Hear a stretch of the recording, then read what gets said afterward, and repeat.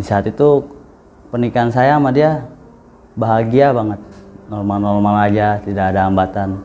Setelah 3 hari kemudian ada keganjalan. Di saat itu pas kejadian jam 1 malam, istri saya dihantam kepalanya, sangat dahsyat, seperti ditusuk-tusuk sama jarum. Dia sampai ngejerit, sampai nangis. Setelah jam 3 subuh hilang. Ini bukan penyakit sembarangan, ini emang bener-bener kiriman. Ini anak umurnya nggak bakal lama, udah ditakdirin. Prosesnya dibikin sakit dulu, tahu-tahu dimatiin. Assalamualaikum warahmatullahi wabarakatuh. Selamat malam, kembali lagi bersama gue Ando, masih di Jembatan Hitam. Terima kasih untuk kalian yang sudah klik video ini. Semoga diberikan kesehatan, dilancarkan rezekinya, dan dipermudah segala urusannya. Amin. Seperti malam biasanya, tim Jembatan Hitam sudah mendatangkan seorang narasumber yang akan menceritakan pengalaman misterinya. Bagaimana kisahnya? Halo Bang, apa kabar Bang? Alhamdulillah baik Bang. Bang, nama siapa Bang? Penji Bang. Penji. Bang Penji, keseharian sibuk apa nih? Saya jasa parking Bang. Jasa parking. Ya. Wah. Di mana Metro Bang? Tanah Abang. Di Metro Tanah Abang, dekat dari sini ya. Bang, coba ceritain sedikit aja Bang. Mau cerita tentang apa nih? Cerita sedikit untuk meninggalnya almarhumah istri saya Hmm. yang diguna-guna Inna. sama seseorang. Sama seseorang itu Bang. Oh ya Bang, sebelumnya juga turut berduka cita atas meninggalnya istri Abang ya. Terima kasih Bang. Oke, Bang. Bang, sebelum bercerita ada gak yang mau Abang promosikan? Untuk yang berpromosi saya tidak ada. Nggak ada, mending langsung cerita aja kali Bang ya. Oke, buat teman-teman di rumah jangan kemana-mana, tetap saksikan Jembatan Hitam.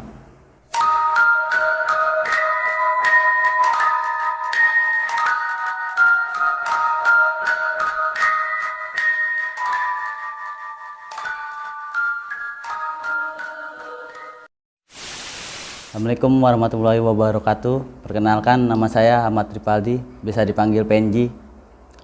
Sedikit kita sharing aja atas kematian almarhumah istri saya yang bernama Paradila Elsa Prilianti.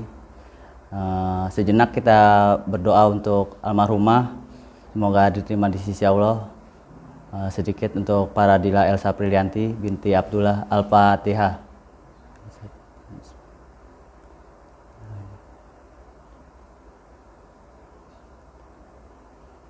Alhamdulillah.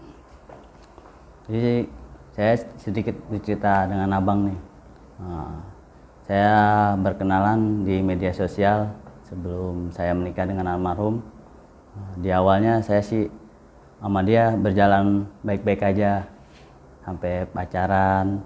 Terus setelah itu saya setelah 3 bulan saya menjelang pernikahan dengan almarhum. Di saat itu pernikahan saya sama dia bahagia banget, normal-normal aja, tidak ada hambatan. Setelah 3 hari kemudian ada keganjalan rumah tangga saya sama almarhum. Di saat itu pas kejadian jam 1 malam, istri saya dihantam kepalanya, sangat dahsyat, seperti ditusuk-tusuk sama jarum. Dia sampai ngejerit, sampai nangis. Setelah jam 3 subuh hilang. Penyakitnya normal lagi, pagi normal aja. Kembali aktivitas. Pas saya malam pulang ke kontrakan, kambuh lagi, ngaco. Kepalanya dihantam terus. Selama 4 hari begitu terus. Saya pulang ke rumah, saya tes, tidur di rumah. Alhamdulillah nggak sakit pas tidur di rumah. Pas besokannya saya tes lagi, pulang ke kontrakan. Di kontrakan kambuh lagi dia, kepalanya yang dihantam lagi. Begitu terus. Akhirnya saya berusaha check up ke rumah sakit. Pas check up ke rumah sakit, saya ronsen kepalanya, semuanya normal, tidak ada apa-apa, normal. Pas besokannya istri saya ngalamin semacam penyakit campak. Campak kan dia itu minimal seminggu dia hilang, kering ya, hilang di muka doang. Ini kagak, sampai berminggu-minggu itu kagak hilang penyakit itu. Itu campak, semuanya itu kayak bintik-bintik begitu. Kan yang namanya penyakit campak itu kayak penyakit kutukan kan. Kalau penyakit itu kan bisa hilang ya. Kalau ini ngeganjel, ini bukan penyakit sembarangan, ini emang bener-bener kiriman. Sampai itu saya berobat lagi ke klinik lagi, dokter dia bilang ini alergi muka, obat. Kalau alergi muka kan otomatis kan dia kalau pakai krim-krim gitu kan sebentar juga kan, nggak mungkin sampai berminggu-minggu, paling 3 hari hilang, noda-nodanya juga hilang. Nah, saya berusaha ke jalur alternatif, ikhtiar, disyariatin ke orang pintar, ke temen ayah saya. Pas itu datengin dia tuh yang dari Serang ke rumah. Emang benar, ini bukan penyakit sembarangan, ini emang udah kiriman, dia bilang gitu. Ini anak umurnya nggak bakal lama, udah ditakdirin, gitu. Prosesnya dibikin sakit dulu, tahu dimatiin. Bener itu. Namanya saya orang awam ya kan, saya sempat nggak percaya begitu-gituan ya kan. Akhirnya saya berusaha lagi ke rumah sakit. Nah di saat itu istri saya malamnya malah kagak bisa dengar, kupingnya tuh dibikin budak kanan kiri, dibikin budak. Nah saya bingung dong situ, ya Allah sampai setega ini kan, udah mukanya dibikin hancur, kupingnya dibikin budak ya kan, sampai setega itu gitu. Nggak habis pikir. Dan habis itu saya berobat lagi ke klinik, di ronsen lagi kupingnya, hasilnya sama, normal, nggak ada gejala apapun. Terus saya berusaha lagi berobat lagi ke tempat teman saya juga, dianterin berobat alternatif juga, cuman dikasih air, dibacain, suruh bawa pulang 3 hari. Kalau ini perkembangannya kirimin ke saya videonya, kata orang pintarnya begitu. Ya, tapi tetap aja nggak ada perubahan. Jelang 4 hari udah mau detik-detik penghabisan, keluarga almarhum datang ke rumah saya. Udah pandangannya kosong semua, habis badannya yang tadinya gemuk, kurus habis semua. Dari keluarga almarhum istri saya datang nengokin istri saya sebelum dia meninggal. Habis maghrib nyampe, terus dibacain semuanya dah, Yasin segala macam, sama neneknya semua ngobrol. Nah saya tinggal ikhtiar lagi ke teman guru saya, alternatif juga. Saya ikhtiar lagi jalan, terus dikasih air lagi, minumin. Udah gitu jam 8 malam keluarga besar pulang pamit. Nah istri saya masih ngobrol sama saya, walaupun dia kagak dengar ya, pendengarannya udah nggak bisa lagi, udah benar-benar kronis semua. Pas malamnya jam 10 dia berpesan, "Bi, jangan nakal lagi, umur Rami udah nggak panjang lagi," dia bilang gitu. "Mama udah mau jemput," dia bilang gitu. Saya saya hirauin kan, saya nggak peka, orang awam ya kan, nggak ngerti gitu-gituan, nggak peka jadinya. Saya fokus aja main handphone. Istri saya udah gitu, udah kayak orang ngeliat malaikat mencabut nyawa, dia langsung kaget begini, matanya ngotot. Nah saya situ panik ya, langsung saya lempar handphone, saya bacain kan, asyhadu alla ilaha illallah. Dia kagak dengar juga, nganggap mulut udah dingin, hidung dingin kan. Saya panik situ, saya panggil kedua orang tua saya. Akhirnya sama kedua orang tua saya dipegang nadinya semuanya, udah nggak ada, udah meninggal. Udah nggak ada, tapi badannya masih anget di mulut. Istri saya masih udah dingin, hidung dingin. Diambil sama ayah saya air botol, ditaruh di dadanya, itu botol nggak bergetar. Nadanya udah nggak ada, udah ikhlasin, udah nggak ada. Saya nggak habis pikir sampai setega itu.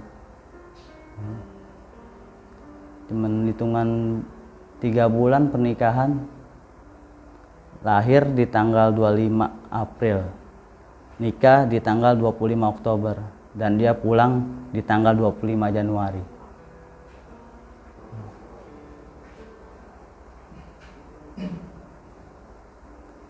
Begitu cepat dia ninggalkan saya. Mungkin Allah lebih sayang sama almarhum. Semoga husnul khotimah.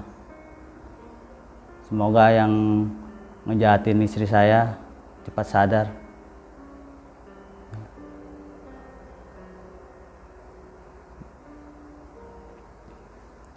Untuk kalian yang merasa sakit hati, sesakit apapun, janganlah nyawa dibayar dengan ilmu-ilmu sihir. Karena hukum Allah tuh lebih kejam dibanding hukum dunia. Semoga pada sadar, jangan main hal-hal seperti itu. Karena jaminan istri saya tuh yang dijolimi, jaminannya surga. Jujur berat saya, kehilangan dia berat. Kalau saya nggak kuat, saya bisa gila, stres. Tapi mau gimana lagi? Umur, jodoh, rezeki udah kuasa Allah kan, udah rahasia Allah. Kita sebagai manusia ya harus ikhtiar, ikhlas, sabar. Ya semoga jadi pelajaran hidup saya lah. Jagalah lidah, jagalah lisan. Bagi kalian yang masih bernyawa, jangan saling menyakitkan. Semoga ada hikmahnya lah di balik peristiwa ini. Mohon maaf kalau ada salah-salah kata untuk almarhumah istri saya, mohon dimaafkan, pintu maafnya. Semoga husnul khotimah dan ditempatkan di surganya Allah. Dan setelah istri saya berpulang jam 12 dikebumikan. Nah, habis itu saya pulang ke rumah, mandi, langsung tidur. Kan saya kan belum tidur saat itu kan. Habis begadangin, mulai dibaca. Saya pulang tidur. Habis itu saya dimimpiin, tidur siang saya didatengin sama istri saya. Nah, di dalam mimpi itu dia berpesan, tolong dilunasin, gitu dia. Dilunasin utang-utang saya dalam mimpi itu.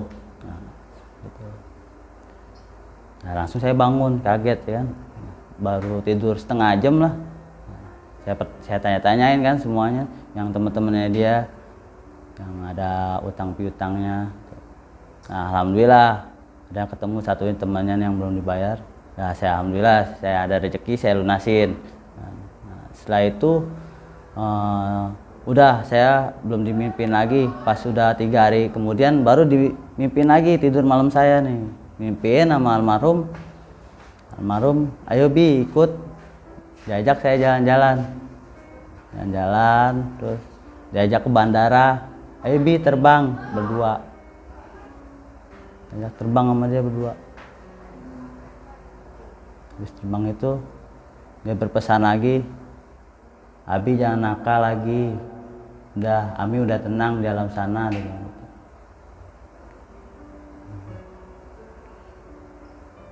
Jujur saya benar-benar di dalam mimpi itu benar-benar seperti nyata gitu. Emang kita hidup itu di dunia semua bakal pulang. Makanya sebisa mungkin kita harus memperbaiki diri, Bang. Memperbaiki diri biar amal kita yang nolong kita di sana. Alhamdulillah semuanya dilancarin, dari pemakaman, dari semuanya lah, alhamdulillah. Sampai di tes konpit, lagi meninggal nih jenazahnya, di tes konpit dari puskesmas. Kan saya minta ke surat surat kematian dari puskesmas nih, surat kesehatan. Nah, datang lah tuh tim konpit, ya kan? Di swab itu, padahal udah nggak ada. Saya lebih kesel di situ tuh, di swab. Akhirnya alhamdulillah dilancarin, non reaktif. Pas habis di swab, hasil 15 menit keluar non reaktif. Alhamdulillah di situ. Kalau positif semuanya keangkut. Alhamdulillah dilancarin. Ya, untuk cerita malam ini cukup sekian aja ya dari saya. Untuk teman-teman, mohon maaf kalau ada salah-salah kata. Saya hanya manusia biasa. Dan untuk yang lain, mohon dimaafkan sebesar-besarnya almarhum istri saya. Semoga husnul khotimah dan ditempatkan di surganya Allah. Terima kasih untuk Jembatan Hitam sudah mengundang saya di sini. Semoga karir kalian semakin melejit dan subscribe-nya semakin banyak, dan jangan lupa ditonton ya Jembatan Hitam.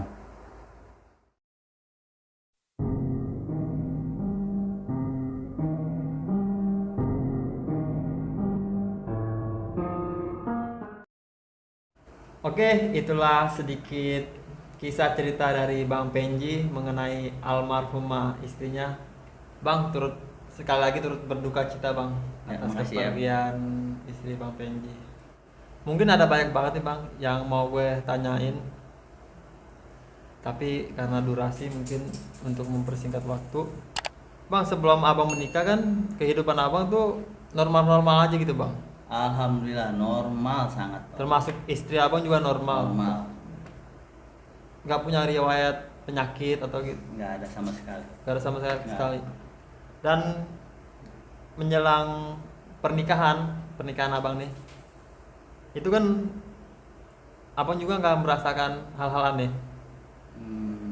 Awal pernikahan 1 hari nggak ada, pas 3 harinya itu. Pas 3 hari. Ya, keanehannya jatuh. Awal bahagia Bang ya, awal bahagia. Dikasih cuma 2 hari. Setelah 2 hari, pas ketiga harinya, malamnya dihantam. Malamnya sakit kepala yang sangat dahsyat. Kalau boleh tahu sedikit aja gitu Bang, sakit kepalanya tuh seperti diapain Bang? Ditusuk-tusuk sama jarum. Ditusuk-tusuk. Ya, sangat benar-benar dahsyat sakitnya, sampai dia nangis. Sampai teriak, dia bilang nggak kuat. Itu abang lagi berada di rumah kontrakan. Abang? Oh, sudah dikontrakan. Jadi kan habis nikah saya langsung ke kontrakan. Oh, langsung ke kontrakan Bang ya. Bang, setelah sakit kepala istri abang kan sempat ke dokter ya? Ke dokter atau klinik sih? Klinik. Dan di ronsen hasilnya normal. Non medis gitu Bang? Iya, gejalanya nggak ada sama sekali. Normal. Dan anehnya itu di saat jam-jam 1 malam dia ngaco, kepalanya dihantam tuh jam 1 malam. Setelah subuh hilang, normal lagi paginya. Oh, setelah subuh hilang. Jadi menjelang azan subuh gitu. Azan subuh hilang. Itu berlangsung berapa hari Bang? Dikasih waktu 4 hari dia. 4 hari. Setelah 4 hari baru terkena penyakit campak. Tapi bukan campak. Saya kan orang awam, kita nggak tahu ya. Dokter pun bilang, ada yang bilang alergi obat ya, ada yang bilang campak, ada yang bilang cacar api. Kita kan orang awam nggak tahu. Kalau yang namanya cacar, campak kan seluruh badan ya. Ini yang anehnya cuma mukanya doang. Ya, tapi abang sempat ini gak ke dokter lagi untuk masalah campak ini? Oh, untuk ke dokter enggak, saya langsung ke alternatif. Ke alternatif. Orang pintar. Orang pintar tuh bilang, ya ini sakit nggak wajar. Sakit nggak wajar. Ya. Abang pas di situ pernah nyari tahu gak sih siapa yang mengirim hal tersebut? Saya sempet nyari tahu, tapi yang namanya orang pintar tuh dia nggak mau ngasih inisial atau gimana, takutnya sujon. Oh, tahu sujon ya. Makanya tuh nggak dikasih tahu. Cuman dikasih air sama bedak, dibaca-bacain udah. Proses 3 hari normal lagi ya. Pas kesononya besok udah saya lengah nih, dihantem lagi kuping. Dihantem lagi baru telinga tuh Bang. Dan ketika telinga yang dihajar gitu maksudnya. Dan abang juga sempat ke THT atau ke klinik? Kalau untuk ke klinik THT saya enggak. Sebab kan saya udah tahu, oh ini nggak wajar. Oh gitu. Percuma ya kan. Terakhir pas saya check up diabetes tuh, dia minta, Bi tolong check upin diabetes. Oke, saya check up diabetes, diambil sampel darah, ya kan, saya tungguin ini hasilnya normal juga. Normal kan semua. normal semua. Dan abang kembali ke rumah setelah itu ke teman abang yang bisa itu ya, Iya, yang dari Serang. yang dari Serang. Dan hasilnya juga ini Sama, jawabannya seperti jawabannya itu. sama, hasil Iya. kiriman. Iya, nggak wajar, Nggak sakitnya wajar. nggak wajar. Innalillahi. Dia itu mau bikin kematian tapi secara belahan, nggak langsung tak dikasih mati gitu, enggak ya, mau diproses. Cuma dikasih waktu 3 bulan udah. Oke bang, mungkin sampai situ aja kali pertanyaan saya bang, karena menurut saya ini kalau untuk dipertanyakan lebih dalam kayaknya takut membuat abang lebih sedih gitu. Bang, sekali lagi pesan-pesan bang buat temen-temen di rumah nih dari abang. Jadi untuk buat teman-teman semua pencinta YouTuber, pembuat iklan atau semuanya dah, tolong dijaga lisan. Janganlah main hal seperti itu, jangan main-main goib, ilmu sihir, itu nggak boleh. Jangan. Efeknya apa? Kasihan yang baru berumah tangga. Nanti ujung-ujungnya apa? Neraka yang kalian, Ya, efeknya itu. Biarin orang istri saya kejolimi, dia itu jaminannya surga. betul. Saya udah ikhlas. Jadi mati syahid bang ya. Ya. Dan ada juga sedikit nih tambahan dari gua. Kalau kalian punya masalah dengan orang lain, apalagi dengan keluarga, lebih baik Diomongin. permasalahan seperti itu diselesaikan secara baik-baik, secara kekeluargaan. Jangan mengirim hal-hal mistik seperti teluh dan Santai. lainnya. Bang Benji, thank you banget nih bang, udah mau main di Makasih Jembatan ya, Hitam. Bang. Semoga abang dilancarkan rezekinya bang ya. Amin. Dan diberikan pengganti yang lebih baik lagi. Amin.